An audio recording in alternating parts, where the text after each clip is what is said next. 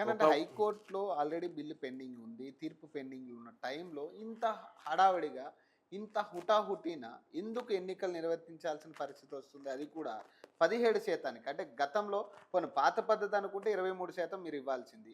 పోనీ పాత పద్ధతి కాదు 17%కే మీరు లోన్ చేసినట్టుగా కనపడతా ఉంది కదా బీసీలని. ఇప్పుడు బీసీల 17% అనేది అది శుద్ధాబద్ధం. హ్మ్. మనం ఈ ఎన్నికలకు 46 జీవో ద్వారా స్థానిక సంస్థలకు వెళ్తా ఉన్నాం. కోట్లల్లో మనకు స్థానిక సంస్థల్లో అవకాశం రాలేదు. హ్మ్. సుప్రీంకోర్టు ఆదేశాల మేరకు మీరు 50% మించి ఇవాళ రిజర్వేషన్లు ఇవ్వడానికి వీలు లేదని సుప్రీంకోర్టు చెప్పింది, హైకోర్టు చెప్పింది. కాబట్టి మనం కోర్టు నిబంధనల మేరకు 50% స్థానిక సంస్థలు, ఎస్టీలకు 10%, ఎస్సీలకు ఇవాళ 15%, ఏదైతే ఇంకా ఉన్నటువంటి బీసీలకు ఇవాళ దాదాపు గతంలో బీఆర్ఎస్ పాలనలో దాదాపు 21 నుంచి 22% వరకు ఇచ్చారు స్థానిక సంస్థలు. కానీ మనం దాదాపు 23% ఇవ్వాలనే ఆలోచన మనం చేస్తూ ఉన్నాం. కాబట్టి ఇవాళ కేటీఆర్ ఏదైతే తప్పుడు ప్రచారం ఇవాళ హ్మ్. స్థానిక సంస్థల్లో 17% ఇచ్చారని ఏమైనా పారామీటర్ వేసి కొలుసుకున్నావా? హ్మ్. ఏమైనా ఆయన ఏమైనా మీటర్ పెట్టి కొలిచాడా?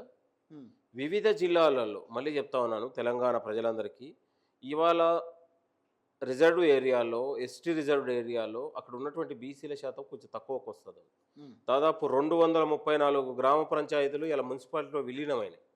ఇవాళ దాదాపు 34 గ్రామ పంచాయతీలకు ఎన్నికలు జరగట్లేదు. హ్మ్. ఇవాళ ఏజెన్సీ ఏరియాలలో, ట్రైబల్ ఏరియాలలో బీసీల శాతం చాలా తక్కువ ఉంది. అక్కడ ఉన్నటువంటి బీసీల శాతం తక్కువ వచ్చింది.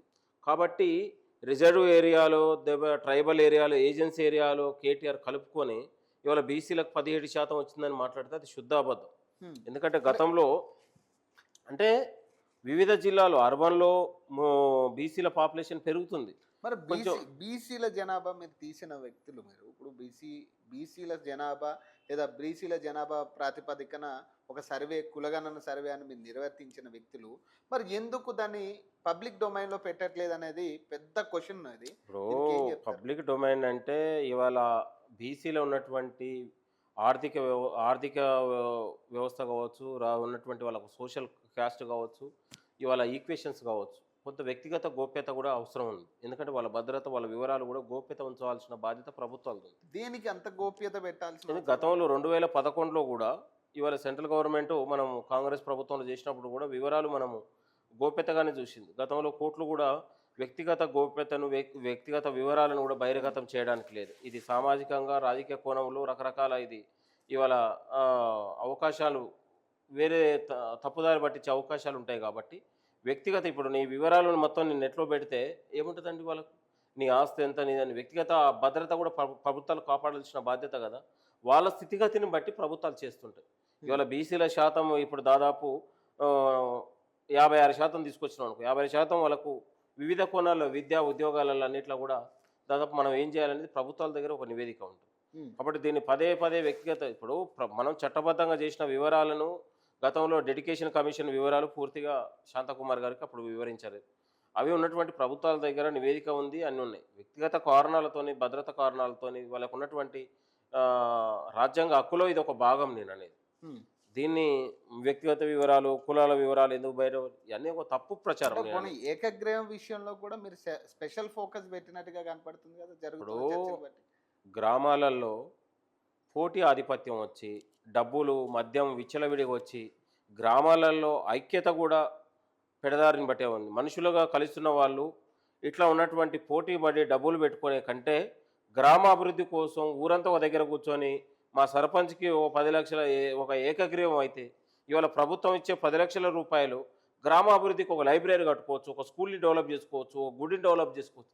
ఇట్లా ఉన్నటువంటి అవి ఊరికి, గ్రామానికి ఉపయోగపడే విధంగా ప్రభుత్వం ఆలోచన చేసింది. హ్మ్. ఇవాళ 2 గ్రామాలలో ముగ్గురు, నలుగురు పోటీ పడి డబ్బులు ఖర్చు పెట్టుకొని అప్పుల పాలయ్యేదానికంటే, గ్రామాలలో ఒక మంచి ఒక స్వేచ్ఛాయుత వాతావరణంలో కలిసి ఈ పర్సన్ ఈసారి ఈయన వచ్చేసారి ఆయన ఇట్లా కలిసిమెలిసి గ్రామాలలో ఐక్యతకి ఇది ఇప్పుడు అలా దోహదపడుతుంది. అలా చేస్తే బీసీలకి మళ్ళీ ద్రోహం జరుగుతుంది కదా ఇప్పుడు ఒకవేళ బీసీ. బీసీలకు ద్రోహాన్ని కాంగ్రెస్ పార్టీ ఎప్పుడు కూడా తలపెట్టదు. హ్మ్. బీసీలకు న్యాయం చేయాలనే కదా ఇవాళ బీజేపీ అయినా, బీఆర్ఎస్ అయినా, ఇంకో ఆయన మాట్లాడే అవకాశం ఎవరిచ్చిరండి ఈ హ్మ్. రాష్ట్రంలో? హ్మ్. కాంగ్రెసే కదా, పార్టీనే కదా. హ్మ్. 42% మేము ఇవ్వాలనే ఆలోచన కదా. హ్మ్. మరి 10 ఏళ్లలో గాడిద పనులు తోయిందా బీఆర్ఎస్ పార్టీ? హ్మ్. ఆ సాహసం కూడా చేయలేకపోయింది కదా. మేము హ్మ్. చేసినాం కదా. హ్మ్. ఇవాళ కులగణన వివరాలు ఇవ్వనోడు, ధర్నాలో కనీసం పాల్గొన్నోడు, ఢిల్లీలో పోయి కనీసం ఒక కాగితం కూడా ఇవ్వలేనోడు, గవర్నర్లో పోయి కలిసి కనీసం బీసీల గురించి ఆలోచన చేయనోడు కూడా ఇవాళ మాట్లాడితే జనం సిగ్గుపడతారండి. ఉమ్, ఇవాళ మేము బరి తెగించినాం బీసీల కోసం. ఇవాళ అధికారం ఉన్నా కూడా మా మా పీసీసీ అధ్యక్షులు గారు పోయి రోడ్డు మీద కూర్చున్నారు ఇవాళ బీసీల గురించి. మా ముఖ్యమంత్రి గారు ఇవాళ గాంధీ భవన్ని బీసీ భవన్గా చేసిండు. ప్రతి అవకాశాన్ని బీసీలకు ఇవ్వాలనే ఆలోచనతోని బీసీ యువతకు ఒక పెద్ద ఎత్తున ప్రోత్సాహిస్తూ ఉండు. ఉమ్. ఇట్లా ఉన్నటువంటి పార్టీలో ఒక 4 పదవులు వస్తే ఓ 2 పదవులు బీసీకి ఇవ్వాలనే ఆలోచన ఈ ప్రభుత్వం కల్పిస్తా ఉంది. ఇప్పుడు ఇక్కడ కాంగ్రెస్ పార్టీ బీసీలకు అండగానే ఉన్నా అంటుంది, బీజేపీ కూడా బీసీలకు అండగా ఉన్నాం 42% అవును, ఇవాళ మేము ఎవడు ఇక్కడ నేనేమంటున్నా, పార్టీ పరంగా మేము 42% ఇస్తున్నాం. చట్టబద్ధంగా సాధ్యం కాలేదు కాబట్టి పార్టీ పరంగా ఇస్తున్నాం. రండి, ఇవాళ 12,760 గ్రామ పంచాయతీలకు ఎన్నికలు జరగబోతా ఉన్నాయి. అన్ని రాజకీయ పార్టీలు మేము కూడా 42% పార్టీ పరంగా ఇస్తాను, మీరు అందరూ కూడా కలిరండి. అలాంటప్పుడు పోటీయే ఉండదు కదా. నేను అనేది అందరూ కూడా కలిసి ఉన్నటువంటి ఒకవైపు రాజ్యాంగబద్ధంగా రాకపోతే మనం పార్టీల పరంగా బీసీలు లబ్ధి చెందుతారు కదా. మరి ఆ సోయి బీజేపీ బీఆర్ఎస్ నాయకులకు ఉందా చెప్పండి. రమణ అదే కాంగ్రెస్ ఇచ్చినటువంటి సవాలును బీజేపీ నాయకులు బీఆర్ఎస్ నాయకులు సవాలు స్వీకరించుకోండి. ఎంతసేపటికి 17% అనేది వాడు మీటర్ పెట్టి కొలిచినట్టు ఏదైనా, లేకపోతే ఆయనకి ఎవరు పారామీటర్ ఇచ్చినట్టు, ఆయనకు శాతం తెలిసినట్టు, ఇది వర్షపాతం నాకు అర్థం కాకూడదు.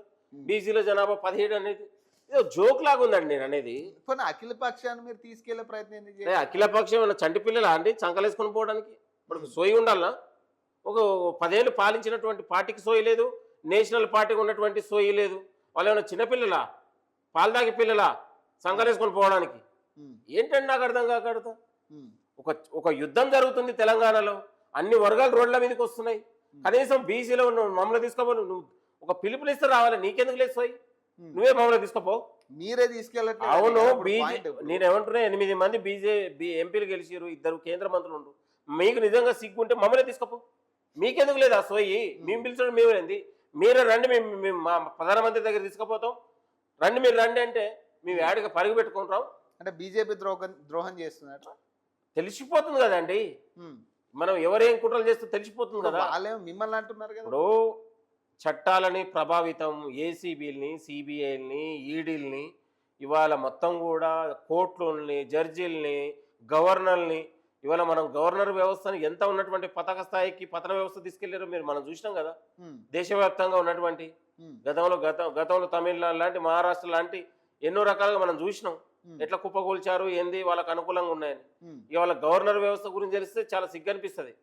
కాబట్టి గవర్నర్ వ్యవస్థని ఒక రాష్ట్ర ప్రభుత్వం ప్రజల అభిష్టం మేరకు ఒక ఉన్నతమైనటువంటి అత్యున్నత ఉన్నటువంటి హైకోర్టుతో సహా ఈ రాష్ట్రంలో చట్ట శాసనాలు చేసే అసెంబ్లీ ద్వారా ఒక శాసనం చేసి పంపిస్తే కనీసం దానికి గౌరవం ఉండదండి. అంతకంటే ఇంకేం చేస్తారండి? మనకు కావాల్సినటువంటి న్యాయ పోరాటాలు వాడుకున్నాం, సాధ్యం కాలేదు. కనీసం బీసీలకు ఇప్పటికైనా సాధ్యం అవుతుందా 42%? మీ అంచనా ప్రకారం బీసీలకు కేంద్ర ప్రభుత్వం ఆలోచన చేస్తే అయింది. ప్రభుత్వంలో 9th షెడ్యూల్లో పెడితే అది చట్టబద్ధంగా ఉంటుంది. మీ పరిధిలో ఉన్నదే కాలేదు కదా. ఇప్పుడు రాష్ట్రంలో పార్టీ పరంగా మాకు సాధ్యం అవుతుంది. అది ఒక జీవోని తీసుకురామని కదా ఇప్పుడు బీసీలు అందరూ అడుగుతున్నది అదే. జీవోని పార్టీ పరంగా జీవో ఏమి ఇస్తామండి? అభ్యర్థుల్ని కేటాయించే కాడ అభ్యర్థుల్ని ఇస్తాం. ఏ జిల్లాల వారీగా బీసీలో ఉన్నటువంటి జనాభాను బట్టి ఇవ్వండి. అక్కడ బీసీలకు ప్రతి చోట ఈ మండల యూనిట్గా, జిల్లా యూనిట్గా తీసుకొని మేము ఇచ్చేస్తున్నాం. ఇప్పుడు స్థానిక సంస్థలు రిజర్వేషన్లు కూడా కొన్ని చోట్ల బీసీ కనీసం సీట్ ఇచ్చిన పరిస్థితి లేదంటున్నారు కదా. ఇప్పుడు రిజర్వ్ ఏరియాల్లో, ట్రైబల్ ఏరియాలలో వాళ్ళకు ఊర్లో బీసీలు, ఊరంతా బీసీలు ఉన్నా, ఒక్క ఎస్టీ ఉన్నా ట్రైబల్ ఏరియాలలో కనీసం ట్రైబల్కే వస్తుంది. ఏజెన్సీ ఏరియాలలో ఊరంతా ఒక్కటే ఉంటుంది ఓటు, కానీ వాళ్ళు అవుతారు. కొన్ని ఈక్వేషన్స్ ఉన్నాయి నేను అనేది. కనీసం ఇప్పుడు కాంగ్రెస్ పార్టీ అధికారంలో ఉంది. ఇప్పుడు సీతక్క గారు ఏమంటారు, బీఆర్ఎస్ వాళ్ళే 42% బీసీలకి వెళ్ళట్లేదంటే ఇప్పుడు మీ ప్రభుత్వం కదా ఉన్నది. ప్రభుత్వం మాది ఉంది కాబట్టి ఇంత గొప్ప ఉన్నటువంటి ఒక మనం సోషల్ ఎక్సైజ్ చేయగలిగాం, సోషల్ ఈక్వేషన్ తీసుకురాగలిగినాం కాబట్టి తెలంగాణలో ఇంత సామాజిక ఒక పోరాటాలు బయటికి రాగలిగినాయి. బీసీలు మాట్లాడగలుగుతారు, ఇతర రాజకీయ పార్టీలు మాట్లాడగలుగుతారు. కాంగ్రెస్ పార్టీ ఇంత డెమోక్రటిక్ స్పేస్ ఇచ్చిందండి. బీఆర్ఎస్ ఇవ్వలేదనే కాడికే మీరు చెప్పగలరు. బీఆర్ఎస్ పార్టీ అది ఒక ఫెయిల్యూర్ పార్టీ, బీసీల వ్యతిరేక పార్టీ. 10 ఏళ్లలో మొత్తం కూడా దోచుకొని కబ్జాలు చేసుకొని తెలంగాణ సంపదను దిగమింగారు తప్ప బీసీల గురించి, ఎస్సీల గురించి, ఎస్టీల గురించి ఆలోచన చేయలేదు. చేస్తే తెలంగాణలో ఈ దుస్థితి ఎందుకు వస్తుందండి? కానీ ఒకటేంటంటే ఇప్పుడు ఈ మధ్య కాలంలో ఇప్పుడు ఇదే కేటీఆర్ కొన్ని వ్యాఖ్యలు చేస్తా ఉన్నారు మీ పార్టీ మీద. 5 లక్షల కోట్లకి టెండర్ పెట్టి స్కామ్ చేస్తున్నారు వీళ్ళందరూ. కేటీఆర్ ఏది మాట్లాడినా అది మిడిమిడి జ్ఞానంతో తెలిసి తెలియక ఆయన మాడేదో ప్రభుత్వం పైన ముఖ్యమంత్రి గారి పైన మాట్లాడితే ఒక సెన్సేషనల్గా ఉంటుంది అనేది భావిస్తూ ఉండు. ఇవాళ 9,000 ఎకరాలలో దాదాపు 4,500 ఎకరాలు ఇవాళ డెవలప్మెంట్ అయిన తర్వాత, అన్డెవలప్మెంట్ ల్యాండ్ వేరు, డెవలప్మెంట్ ల్యాండ్ వేరు. డెవలప్మెంట్ అయిన తర్వాత మనం గతంలో ఇండస్ట్రీలకు ఇచ్చింది వాస్తవం, గతంలో ఉన్నటువంటి ఇప్పుడు వాళ్ళు ఒక 30 ఏళ్ళ 40 ఏళ్ళ 50 ఏళ్ళ క్రితం తీసుకోవచ్చు.